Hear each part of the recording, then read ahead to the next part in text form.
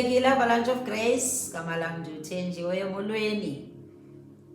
Umyalezo wethu wanamhlanje uzasifundisa ukulinda.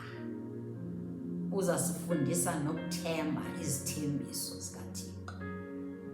EzeseBhayibhelini izithembiso zezethu kufuneka sizithembe. Singathi xa kufika isithembiso siphelelwe ngamandla. Singazithandabuzi izithembiso. Sinomzekelo omhle, umzekelo kababa wethu, tata wethu Abraham nomama wethu uSara. Balinda abo bantu. Ekulindeni kwabo kwakukhona ukunyamezela, behlekwa ngabantu intoba nje uzobe mdala kangaka. Uzawuba nomntana nini wena? Kuneni ubambelele kulo Thixo? Mocking you. Bethi nje yazibona ukuthi ugugile Sara. Uyazibona ukuthi unjani Abraham. Ucinga fani uyazumfumana umntana wena. Afananga kwathiwa yi-Father of all nations. Walinda. Wanyamezela nonyamezela. Ebunyamezeleni ukhona umvuzo. Linda. Oyilindileyo yilinde. Ungaphelelwa lithemba. Themba lidanisi. Sibona phi? Sibona utata wethu Abraham nomama Sara.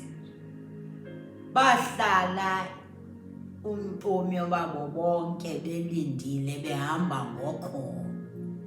Bekhonza lo Thixo bemphakamisa bempraisa bembulela ngokho. Uthi uRomans 4:20 wathi nekubafumana isithembiso. Isithembiso wasifumane na 75 years. Uba uzawufumana umntana wakho ophuma kuwe wena Abraham.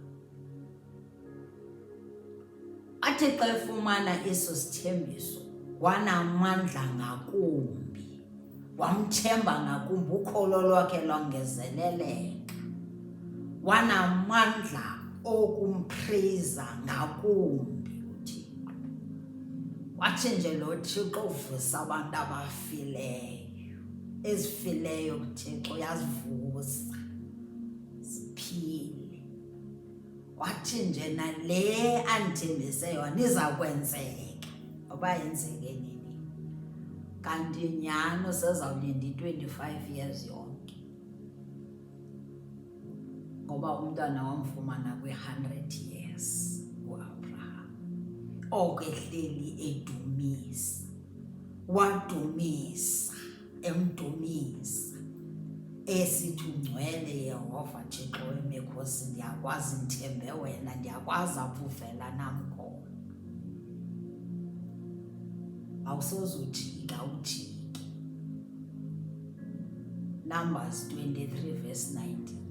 Wathi ndiyakwazi awungoThixo qoqokayo, oyithethileyo uzawuyenza. Akafananga uYehova watsho kuAbraham.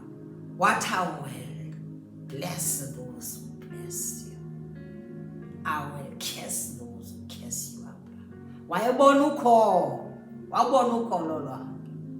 Nathi sizawupasiswa lukholo lwethu.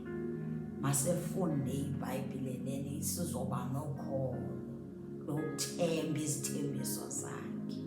Akululanga ke, kodwa bambelela. Ukhona umvuzo ekubambeleleni kwakho kwilizwe lakhe. Uthe uAbraham ngenye imini esahleli ilanga litshisa ehleli ngasentendeni lakhe kwavela amadoda ayi-3. Waya kwanobela. Wayobanika amanzi bamba bafase izinyawo ngoba kwakutshisa.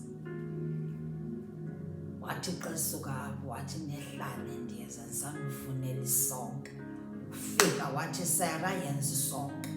Hamba waye ebuhlanti wakhetha ithole kwenzela into ukuthi kubraywe le nyama ngesipidi, iphekwe ngesipidi kwenzela abantu basemzini. Kanti enothando lungaka nje u-entertaina the angels ezize kuye zizisa umyalezo woba uphina usera nkosikazi yakho iphi uzawufumana umntwana wakho ngumfana. Iba nobele ebantwini, isifundisa ukuthi masibe nobele ngoba into yenzayo yazenzela, wenzela ubuhle obenzayo ebantwini uyazenzela. Singathi masijonge abantu nje sibajonge nje, ngoba noAbraham wathi njena xa ebona ababantu wathi njena yeyi thina ngamanzi mvasane izandla niphole ndisayonifunela nento yokutya. Zaphuma zonke ezimnandi wabahambisela ngokwakho ukutya, epheka ngokwakhe.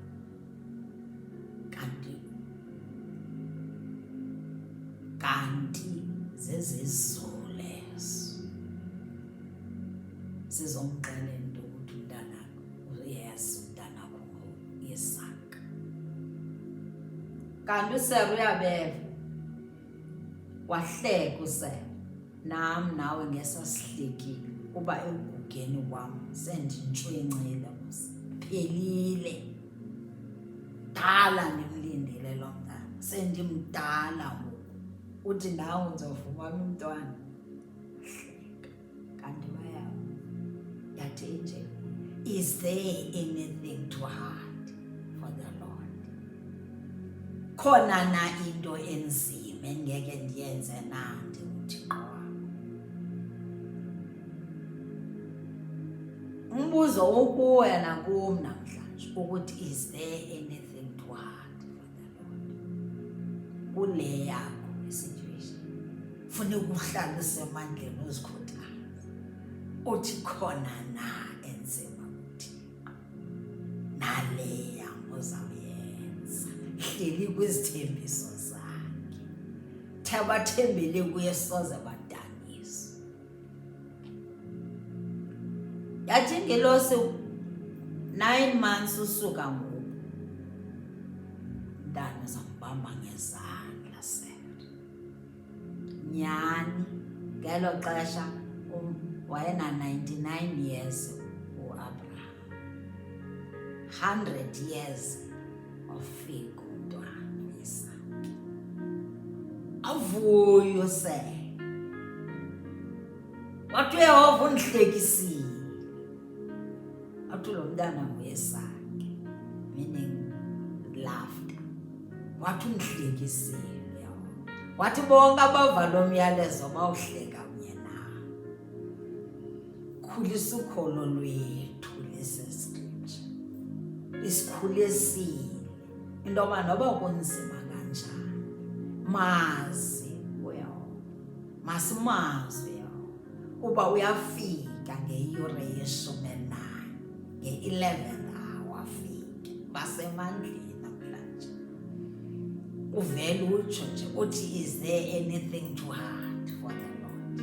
Nakum uzawufika kumaxhoba yakhawuleza. Nothing is impossible with God. With men it is impossible, but with God all things are possible. Utsho uthi I'm confident I shall see the goodness of the Lord in the land of the living. Uvele utsho uzikhuthaze uthi he will perfect all that concerns me. Is my God. Noba sowulinde ixesha elingakanani na, xa uthetha ukholo basemandleni